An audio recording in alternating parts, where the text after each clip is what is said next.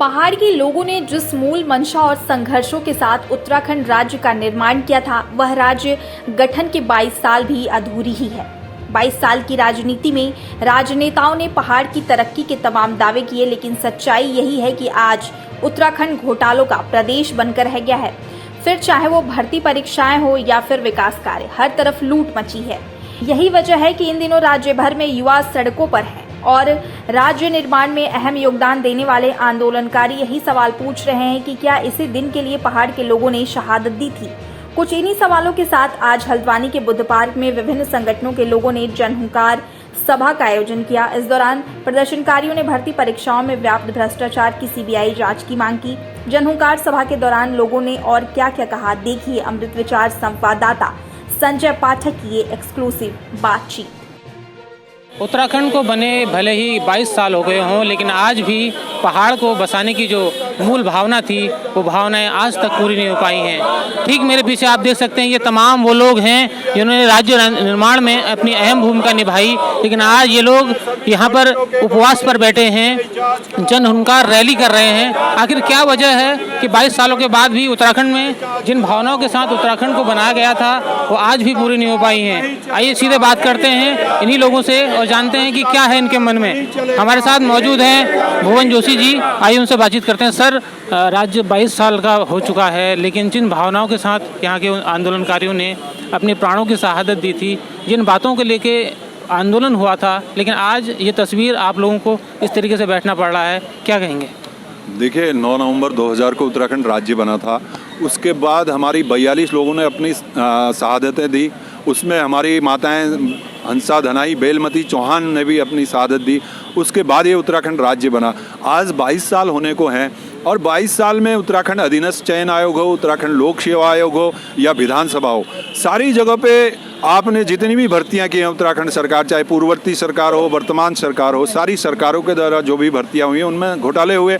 उनमें अपने अपने लोगों को एडजस्ट किया गया और 15-15 लाख 10-10 लाख में वो जो है पोस्टें आपने बेच दी हैं। और जो हमारे उत्तराखंड के नौजवान बेरोजगार हैं, वो लाखों लोग जो सड़कों पर घूम रहे हैं, उन नौजवान बेरोजगारों का भविष्य अंधकारमय कर दिया। तो हमारी जो मांग है, हम जो है पहले हमने एक सीबीआई की इंक्वायरी के लिए राज्यपाल महोदय कालाढूंगी से एक ज्ञापन दिया था, जिसमें हम हल्द्वानी से कालाढूंगी तक एक पद यात्रा हम लोगों ने की थी और वहाँ पर ज्ञापन दिया था। उसके बाद आज 15 दिन होने को आए हैं, ना सरकार ने कोई इसमें एक्शन लिया है, ना राज्यपाल महोदय ने कोई एक्शन लिया है, ना केंद्र सरकार ने कोई एक्शन लिया है। तो हमारी मांग यही है कि जो उत्तराखंड में जितने भी भ्रष्टाचार हुए हैं, जितने भी घोटाले हुए हैं, जितनी भर्तियां हुई हैं, सब में घोटाले हुए हैं, तो उनकी सीबीआई इंक्वायरी कराने में आप क्यों डर रहे हो? सरकार क्यों डर रही है? क्योंकि उत्तराखंड राज्य जो है, जो उत्तराखंड राज्य के जो नौजवान हैं, उत्तराखंड के जो लोग हैं, वो हमेशा एक ईमानदार छवि की माने जाते हैं। उससे हमारे पूरे विश्व में हमारी जो छवि खराब हो रही है, हमारे पूरे देश में छवि खराब हो रही है। तो मैं सरकार से यही कहना चाहता हूँ कि अपनी छवि, जो हमारे लोगों की छवि है, उस छवि को क्यों खराब कर रहे हैं आप? आपने जो भ्रष्टाचार उत्तराखंड में फैलाया है, भ्रष्टाचार आपके घर घर में घुस गया है, उस भ्रष्टाचार को खत्म करिए और इसकी सीबीआई इंक्वायरी करिए। आज भी हम इसी आज जो है हम क्रमिक अनशन में और ये धरने में बैठे हैं, मजबूर होकर बैठे हैं, क्योंकि अगर सीबीआई इंक्वायरी नहीं होती है तो यहाँ पर जो एसआईटी जांच हो रही है उसको हम पे बिल्कुल भी भरोसा नहीं है, क्योंकि वो एसआईटी जांच जो है लीपा पोती के लिए हो रही है। अब विधानसभा में आपने 4 सदस्यीय कमेटी बना दी। 4 सदस्यीय कमेटी कौन बनाया? जो आपके जो पहले चेले चपाटे थे, जो पहले आपने मलाई खाई कांग्रेस के टाइम में, फिर बीजेपी के टाइम में मलाई खाई, वो 3 सदस्यीय जो कमेटी बनी है, उस 3 सदस्यीय में कौन है? पूर्व आईएएस हैं, उन्होंने पहले मलाई खाई। अगर वो इनके ईमानदार होते तो ये भ्रष्टाचार होता ही नहीं उत्तराखंड में। मेरा यही मानना है कि आज इस धरने और उपवास के माध्यम से हम सरकार से यही मांग कर रहे हैं कि इसकी सीबीआई इंक्वायरी कराएं। बिल्कुल, आप समझ सकते हैं कि ये दर्द जो आपने दर्द सुना, ये एक राज्य आंदोलनकारी का दर्द है। आप समझ सकते हैं कि राज्य बनने के बाद जिस मंशा के साथ राज्य का निर्माण किया गया था, वो आज तक पूरी नहीं हो सकी है। हमारे साथ मोहन चंद कांडपाल जी मौजूद हैं, आइए उनसे जानते हैं। सर, ये बताइए किस तरीके से आप लोगों ने राज्य का निर्माण किया, आंदोलन किया, लेकिन आज भी पहाड़ के गाँव मूलभूत सुविधाओं से वंचित हैं। वहाँ बिजली नहीं है, वहाँ पानी नहीं है, वहाँ स्वास्थ्य नहीं है। इसके बावजूद घोटाले दर घोटाले, करोड़ों के घोटाले हो रहे हैं, क्या कहेंगे? देखिए, सबसे पहले मैं ये कहना चाहता हूँ, आज हम लोग जो राजनीतिक संगठन के साथ काम कर रहे थे, मुझे भी लगता है तो हमने एक नई जन हुंकार रैली अभी विगत कुछ दिनों में निकाली थी और हम जन हुकार के माध्यम से अपने युवाओं को एक करना चाहते हैं। साथ अपने उत्तराखंड के युवाओं को देखकर आज दिल में एक दर्द सा हो रहा है, ऐसा दर्द हो रहा है कि उनके लिए कुछ करने का मन कर रहा है। हम लोग अलग अलग संगठन से जो लोग इकट्ठा हुए हैं, किसी राजनीतिक संगठन से नहीं है। मैं चाहता हूं हमारा प्रत्येक युवा उत्तराखंड का आज हमारे उत्तराखंड जन हुकार के साथ आगे आए और संघर्ष जो हम उनके लिए कर रहे हैं हमारे साथ चले। हम उनके लिए आगे, जब तक हमारे उत्तराखंड में सीबीआई जांच नहीं होगी, उनके लिए हमेशा आगे आएंगे और अपने पहाड़ को बचाने के लिए जो भी हमसे हो सकता है उसके लिए हम संघर्ष करते रहेंगे।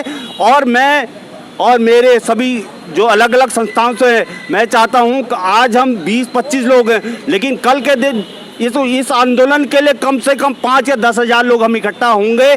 कल एक हमारे युवाओं द्वारा एक रैली का आह्वान किया गया है और हम लोग उसमें सहयोग करेंगे। हम लोग अपने उत्तराखंड के युवाओं के लिए जो भी संगठन आगे आएगा उसके सहयोग के लिए आगे आते रहेंगे। मेरा नाम नरेंद्र कुमार पांडे है और मैं बेसिकली उत्तराखंड क्रांति दल से हूँ। हम लोग इन सब चीज़ों के द्वारा सरकार को जगाने के लिए और उनकी बुद्धि शुद्ध करने के लिए, ताकि वो जो हैं जो कर रहे हैं वो ना करें, जो भ्रष्टाचार कर रहे हैं वो ना करें, समझे। इसलिए हम यहाँ पर आज बुद्ध पार्क में एक दिवसीय उपवास के लिए इकट्ठा हुए। क्या लगता है आपको कि सरकार आपके उपवास से जागेगी? क्या किस तरीके से लगातार जो साल दर साल घोटाले हो रहे हैं, मुख्यमंत्री पे मुख्यमंत्री बदले जाते हैं, लेकिन जिस मूल भावना से आप लोगों ने, मातृशक्ति ने इस राज्य को निर्माण के अस्तित्व में लाया था, क्या वो मूल भावनाएं आपको लगती हैं कि इस आंदोलन के बाद वो सरकार उस पर ध्यान कुछ देगी? सरकार जागे ना जागे, लेकिन हमें प्रयास करते रहना चाहिए।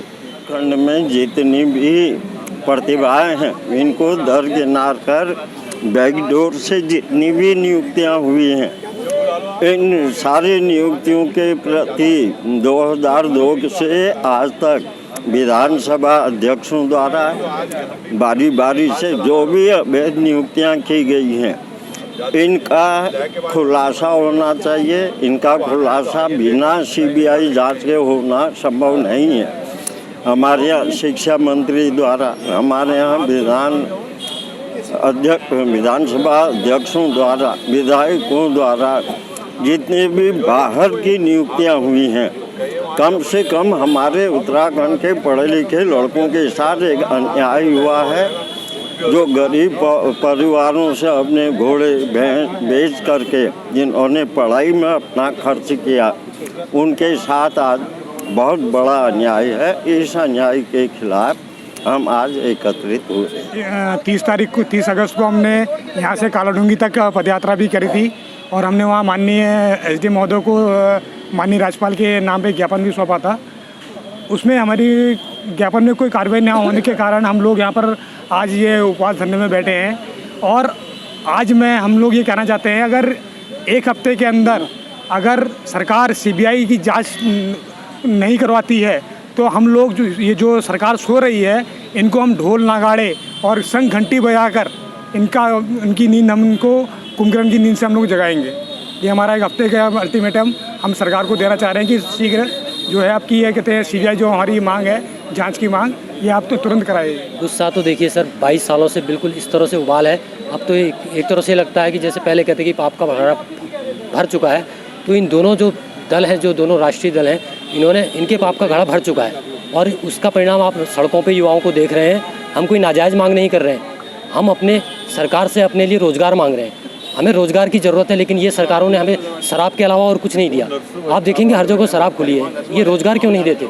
मेन सवाल इस बात का है कि शिक्षा, रोज़गार और चिकित्सा पे दोनों सरकारें फेल रही हैं और ये हमें बिल्कुल भी इसमें सुविधाएं नहीं दे पाई हैं। और अगर ये लोग अभी भी नहीं जागे तो ये जो नौटंकियाँ ये करते हैं 2024 और 2027 की तैयारियों की, जो तमाम जगहों पे ये प्रचारित करते हैं, ये उसमें मुंह की खाएंगे और जनता इसको, युवा इनको दिखाएगा कि किस तरह से अगर युवा इनको सत्ता पे बिठा सकता है तो सत्ता से गिरा के भी दिखाएगा। हम युवाओं के लिए हमेशा संघर्ष करते रहे हैं और आज भी कर रहे हैं। राजनीति का तो इतना गिर गया है स्तर, मतलब ऐसे घोटाले हो रहे हैं, मतलब जिनकी आदमी उम्मीद नहीं कर सकता। सारे नेता जब अपने घर परिवार के लोगों को लगाएंगे, जो हमारे युवा साथी जो आज इंस्टीट्यूट में पढ़ाई कर रहे हैं, कोचिंग कर रहे हैं, 1000 रुपया खर्च कर रहे हैं, जो उनके मतलब सारा पैसा बर्बाद हो रहा है। खाली वो इस उम्मीद में पेपर दे रहे हैं कि हम पास होंगे और वहाँ अंदर खाने सेटिंग हो जा रही है। तो भ्रष्टाचार इतना हो गया है, इसकी सीबीआई जांच होना बहुत ज़रूरी है। जब तक सीबीआई जांच नहीं होती हम लोग संघर्ष करते हैं। तो आप देख सकते हैं किस तरीके से ये वो लोग हैं जो अपनी बात को मुखरता के साथ कह रहे हैं कि जिन मूल भावनाओं के साथ उत्तराखंड का गठन किया गया था, लेकिन आज भी वो भावनाएं वहीं की वहीं अधूरी हैं। इस वजह से क्योंकि उत्तराखंड का जो आज का ढांचा है वो घोटालों के रूप में बदल गया है। हम यही उम्मीद करते हैं कि सरकार इन आंदोलनकारियों की बात को सुनेगी और जल्द से जल्द इस पूरे मामले में सीबीआई जांच का आदेश देगी। इस वक्त बुद्ध पार्क से संजय पाठक, अमृत विचार, हल्द्वानी।